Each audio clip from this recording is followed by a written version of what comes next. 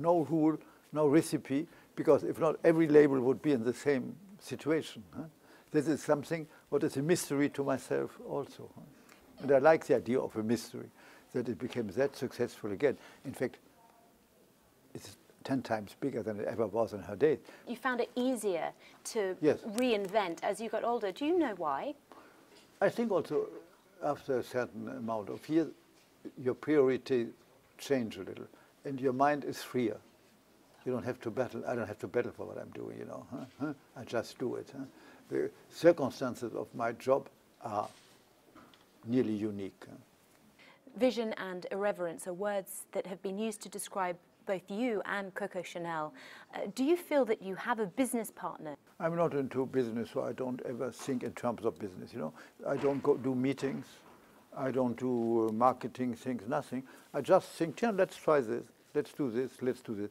There is a certain lightness in the way I work. When I took over the house, the owner said to me, you know, for the moment it's not very trendy.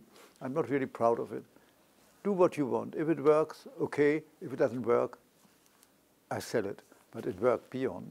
When you're designing a collection, do you have to bear in mind whether something is going to be commercially successful? And I never think about that.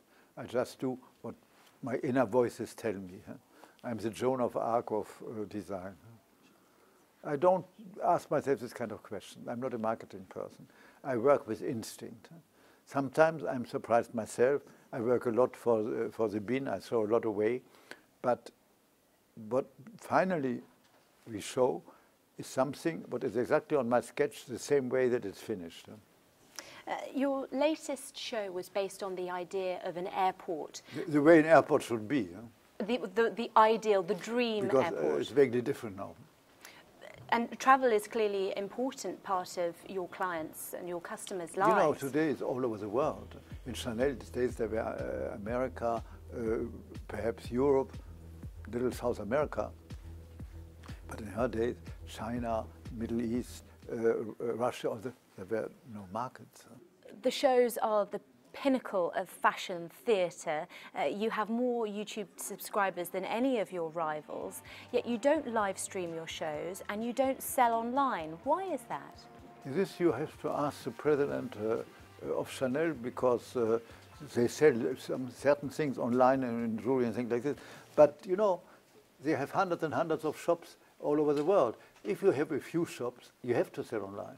If you have hundreds and hundreds of shops all over the world, you don't have to. And from you to me, I think it's still pleasant to go to a beautiful shop, and the Chanel shops are beautiful, touch the things, see the things. You know, online you buy what you see, but in a shop you can discover what you may not have seen, you see. I think the pleasure of shopping is a cultural activity of our days.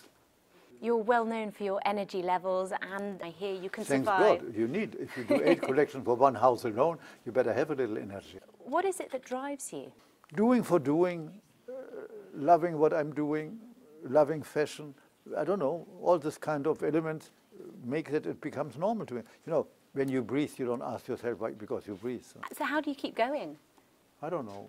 You know, this kind of question, I don't ask myself. The minute I would ask myself this kind of question, there would be a problem. What do you do to relax?